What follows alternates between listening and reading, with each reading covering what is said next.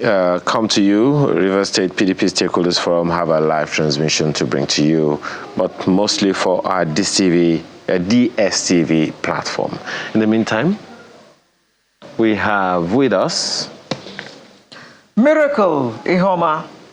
Our dear brother Miracle is here. Clinical. Still performing miracles. Okay, well. And he'll be talking today about... No, I want to introduce that topic very, very well. Oh, sorry. Good. See, there's a common balance now. By the way, Miracle Ihoma, thank you. Good morning and welcome to the program. There's this thing that they say now. It says you maintain steeze and maximum composure. You maintain what? Steeze. Stability and ease together.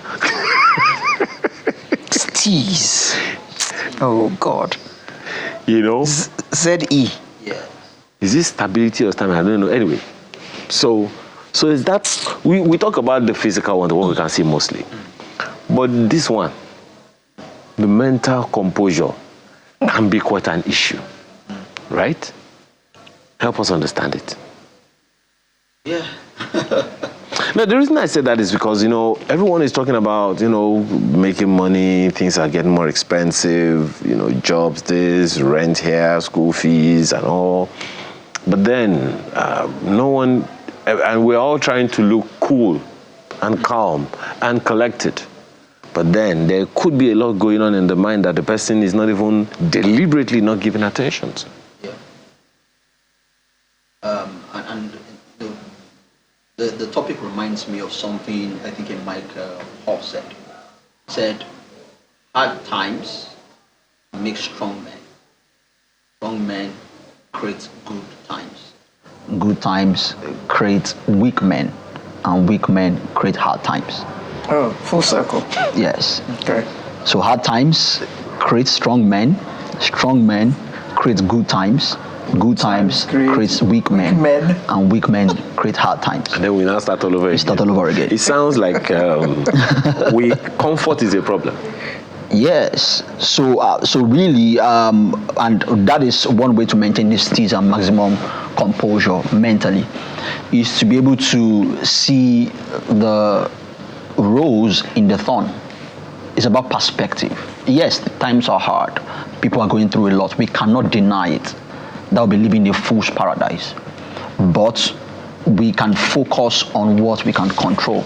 And another quote comes to mind again, which says, it's a prayer by, I've forgotten the person who made that prayer. He said, God, give us a serenity to know the things we can change, the courage to change the things we cannot change. Give us serenity to know the things we cannot change, the courage to change the things we can change, and the wisdom to know the difference.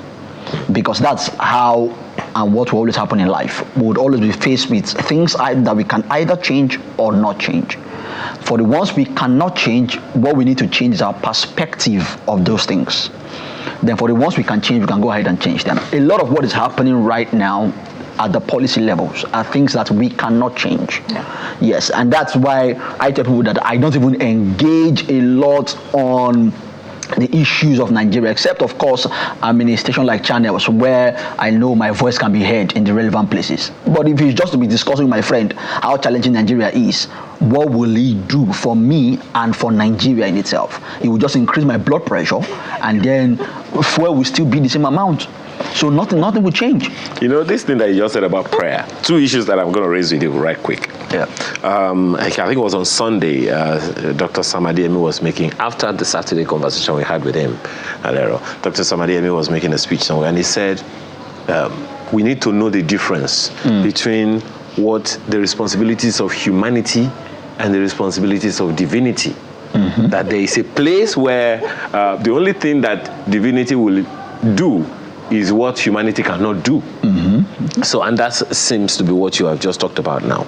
Now, I also saw another video in the course of the week. Some people said that engaging in religious activities 12 minutes a day for 8 weeks can change your can so change your life significantly that they will read it on a brain scan. Is that correct?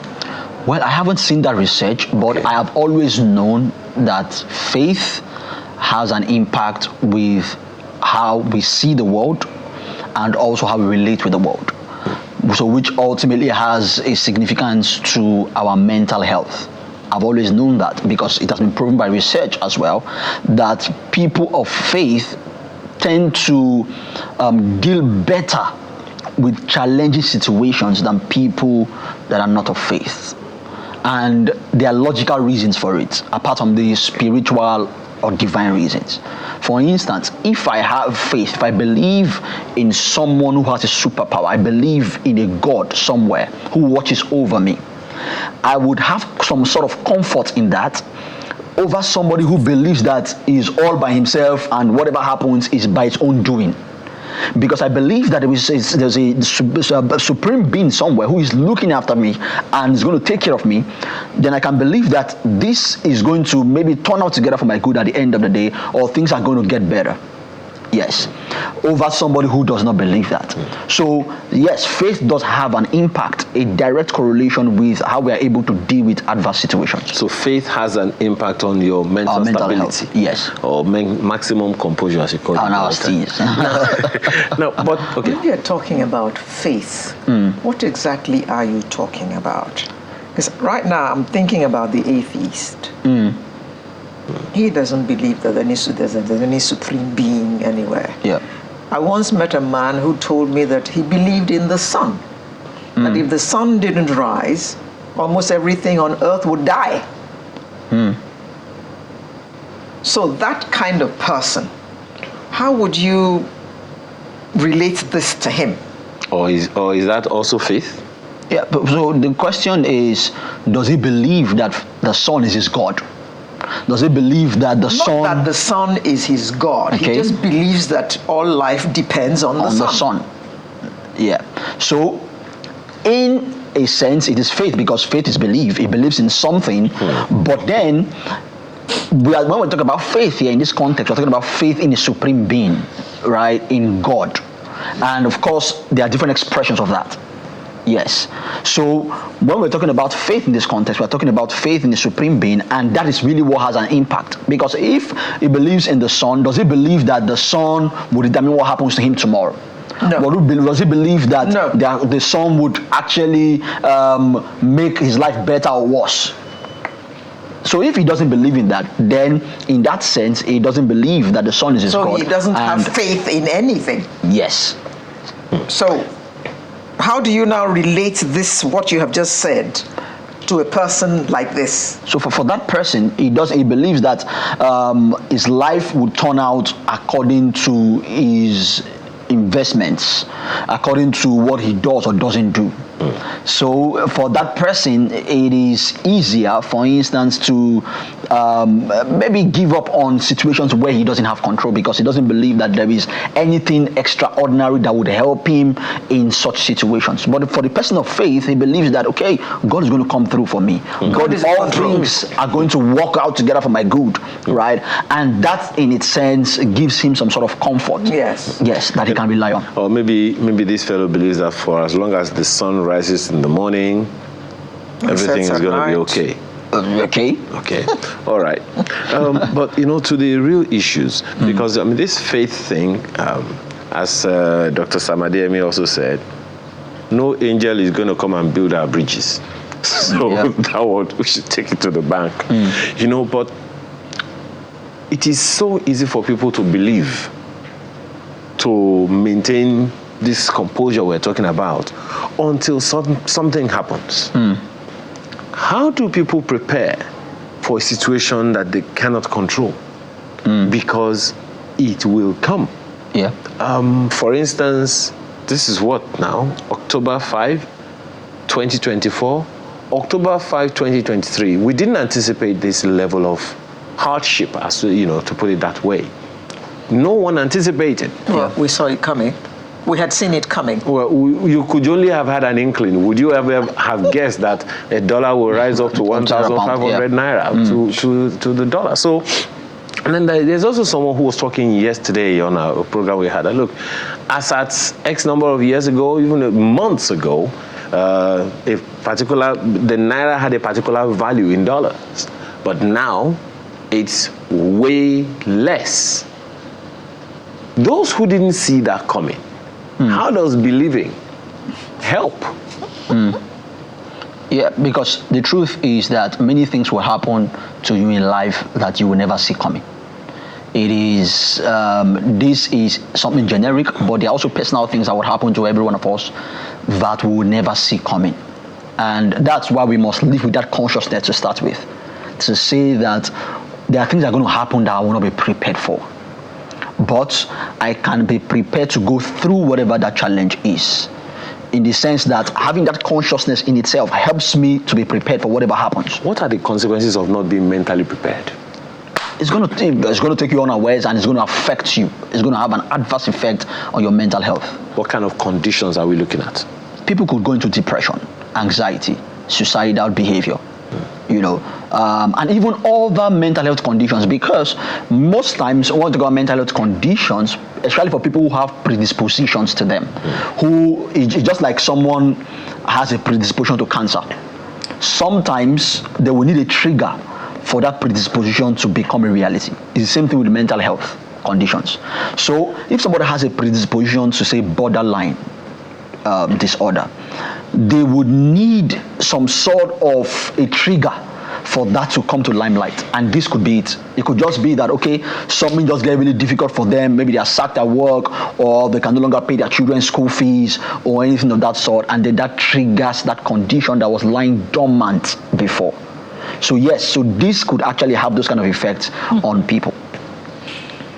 Now, the next question that comes to my mind about this, Mr. Homa, is, so these conditions are possible, and no one prepares for them.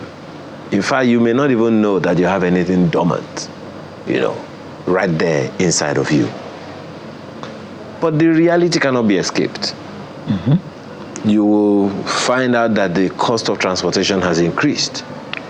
Fuel price has increased, even though some people say it's gradually coming down in cobbles and trickles.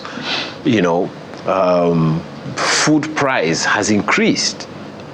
So those things, and then you expecting money. The person you are expecting money from is expecting money from someone else. You're hearing all kinds of things. So how do people I don't know how to put it. You understand? Because you have spoken to clients before who have this kind of challenge that they have no idea what to do. They're just in a state of Disma pisma. What do you call it? Disma pisma. Whatever that is. That's role. You want to write it? So how do you give us an example of what such conditions a person could be, and what do you tell that kind of person? Yes. So, by the way, do you call them what did you use? You're spoken to a customer. Do you call them customers or patients? Clients. Oh, clients. Okay. Yes, ma'am. Not patients. Okay. All right. Yes. So, the like you said, every one of us we're all going through this, but one of the things that would differentiate one person from another is how much adversity quotient you've been able to build. Because there's something called adversity quotient. The same way we have emotional quotient, intelligence quotient, we have adversity quotient, which is your ability to be able to survive and thrive in adversity. Wow. Yes. So that would be determined by how much of that you have built over time. And that's something that, everyone, because resilience is a skill. It doesn't come with your genes. It's something that you learn or you get to build over time, right? And if you have been able to build that over time, it will be easier to go through difficult times than somebody who has not done that. And some of the things that can help you to build resilience would, in fact, research has shown that the single most important factor in building resilience is having emotional support. having people in your network that can give you that emotional and moral support. When we talk about support, a lot of times people talk about money, but that's the least kind of support you can ever, or you should even ever look for. Because if I give you money right now, the money is going to finish. But if you don't have emotional support, if you don't have people in your life that are supporting you, checking up on you, shoulders that you can lean on when things are difficult, you would most likely not do well in adversity. So we want to build those kind of connections. We want to also, self-care is very important, right? And the self-care is built on the concept of, I cannot come and kill myself, right, at the end of the day, because you cannot come and kill yourself. So you need to look for a way to take care of yourself. You need to take care of yourself. You need to pay attention to yourself. Yes, you need to, exercise, look for your hobby, enjoy yourself. In the midst of the challenges, right, enjoy yourself. And always look for that silver lining. What is that thing? Two things in that area is, one, what is that thing we can learn from this situation? What is that thing we can learn from this? And secondly is, what are those things that we can do, right, for ourselves in order to be able to go through this effectively? Because there's always something you can do for yourself, right? For one person, it can be to learn a new skill. For another person, it can be to get an extra income, and things like that.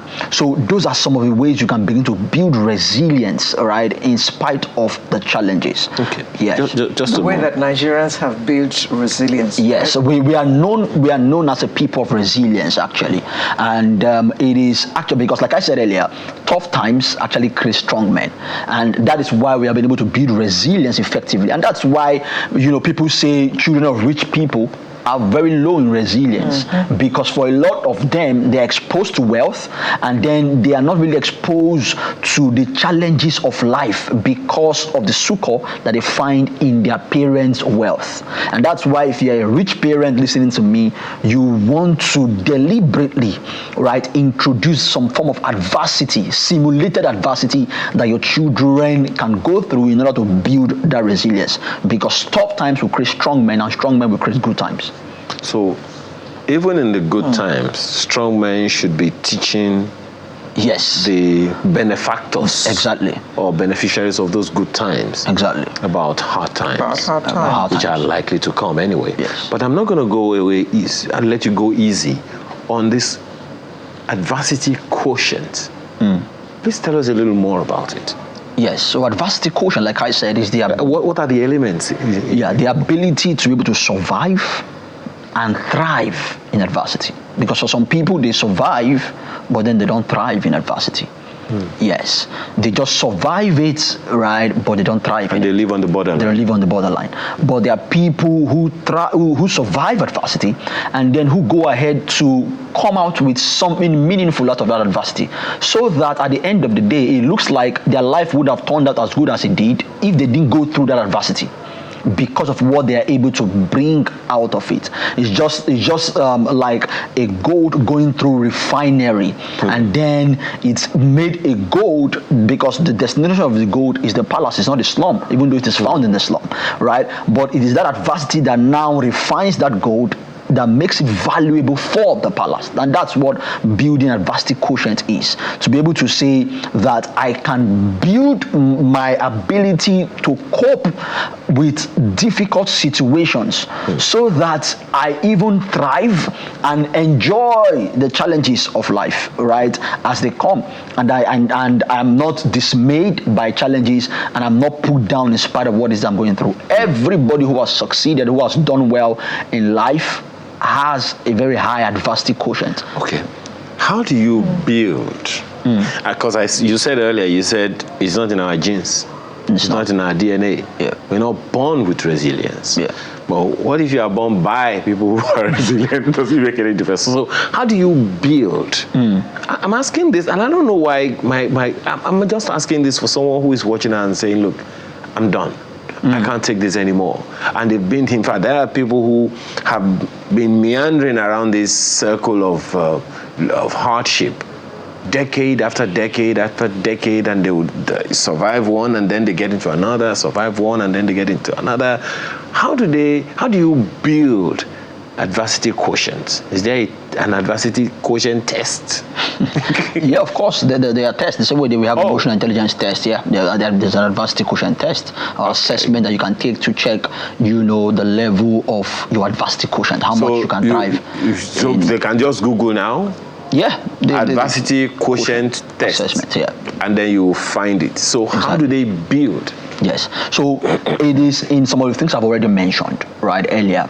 That's how you build adversity quotient. You have to be in it. You have to not be in it, but build. You have to build by number one, having those sustainable and emotional support around you, right? Because they help you to build those things, right? And also you need to pay attention to yourself. You need to give yourself perspective in situations to say, okay, in this situation right now, what can I learn from it? Because a lot of the times people focus on the wrong things, and that's why they're not able to deal with those things.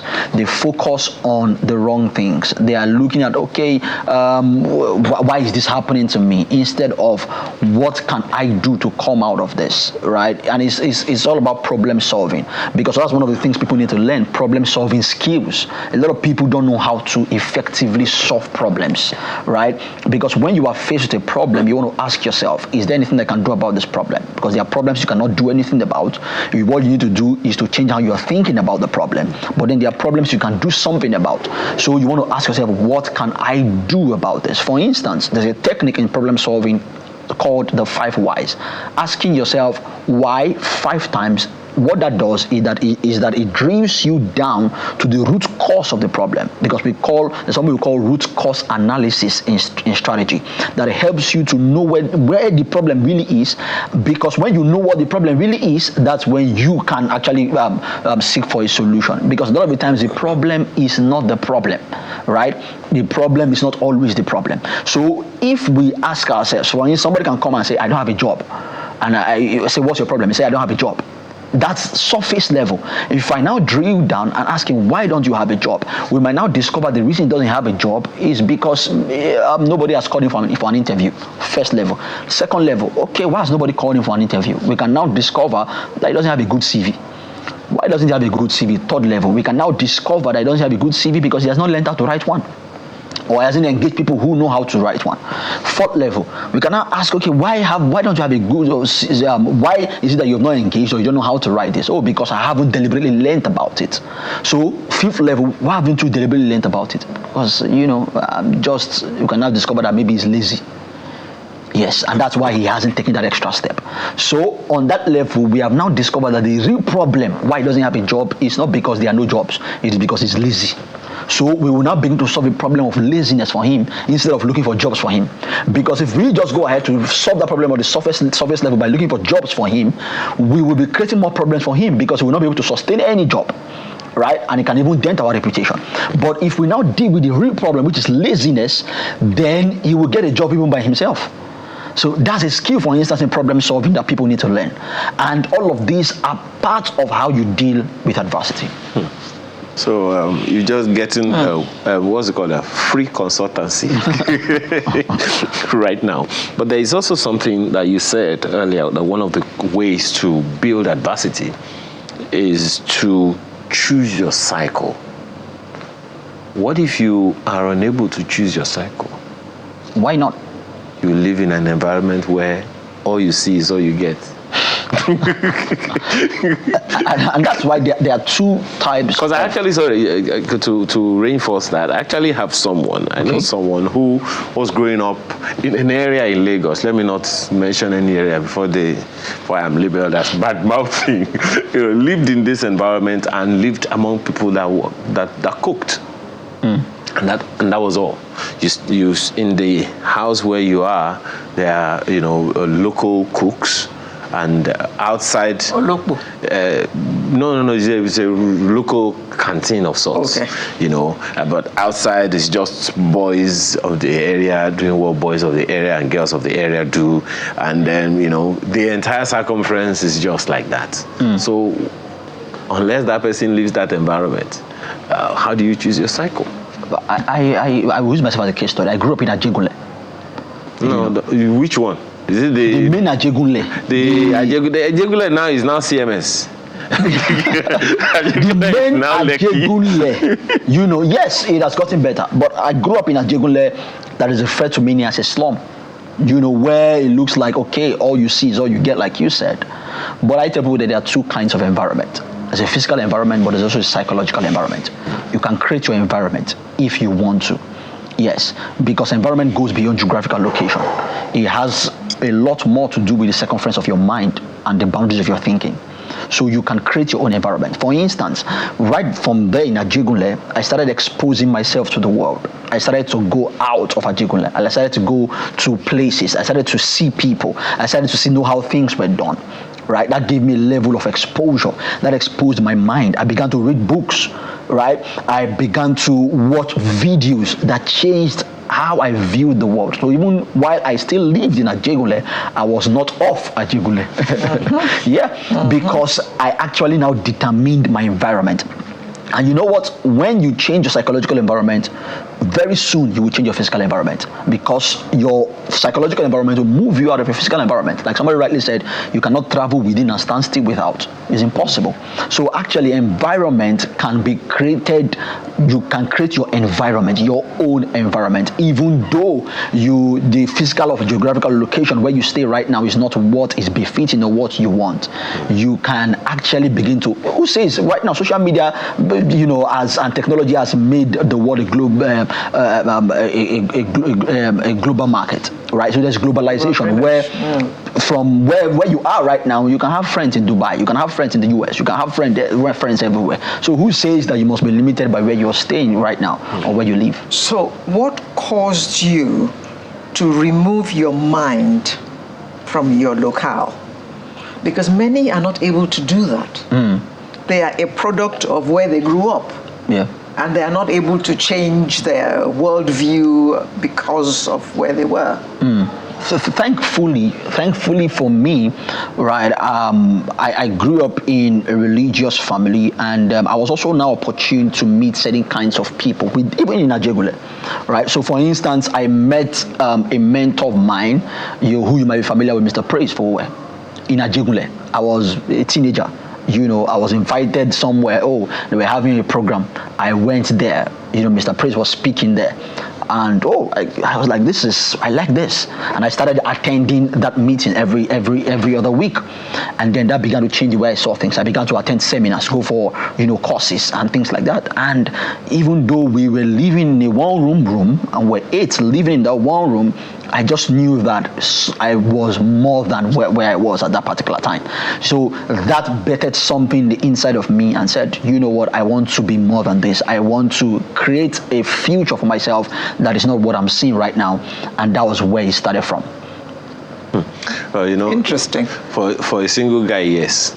Not for a married man who already has kids. No, but this all began when he was young. Yes, I know. I'm just saying, but even now, he's been able to traverse. But there are those who are not able to traverse. They are married in that situation. They have children in that situation. I know someone who, for instance, it was as a result of his wife's death that he died.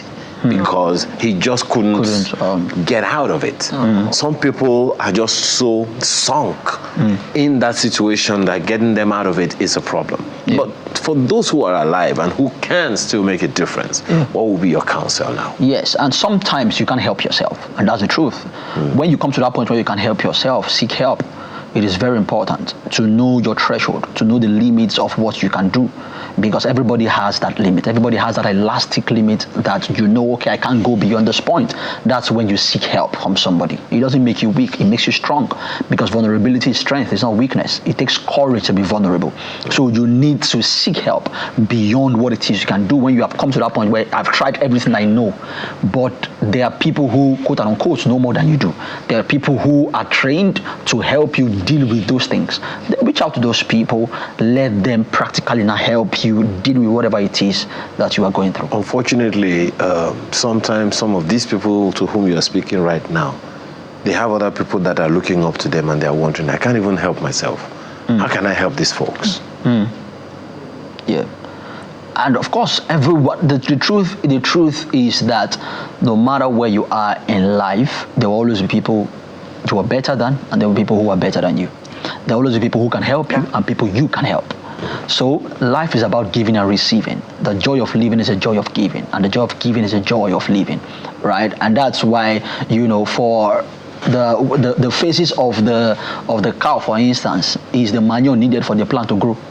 So what that person who has everything that he says, oh yeah, that person who has needs himself, there's somebody you can still help, even with your faces in that sense, even with what you consider to be a trying time for you, can be a testimony for somebody else, right? So and this story comes to mind.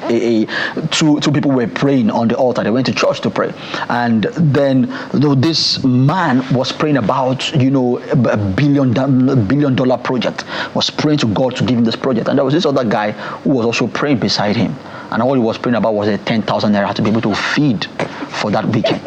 And the guy was shouting seriously, oh wow, God help me. And this other man was there praying, and was like, young man, not equal. What is it that you need? Why are you shouting? He said, I just need 10,000 naira. Is that all you need? And give him the, so I can have space and time to pray for my billions. Exactly. So what was big for this guy was small for this guy, but it didn't mean that this guy doesn't also have his own problems. So it means that wherever you are, there's always somebody you can help. Well, that's cheering.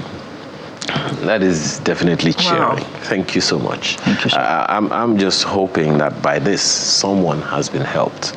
And to see life differently and be able to maintain steeze a maximum mental composure. Maximum mental composure. Every time miracle comes, I'm sure there's somebody he lifts out of despair. Thank you, ma'am. Thank you very much. Thank you. No worry, we'll find out how much. Your name is very apt. Yes, thank you. We'll find out how much the consultation costs. What is steeze again?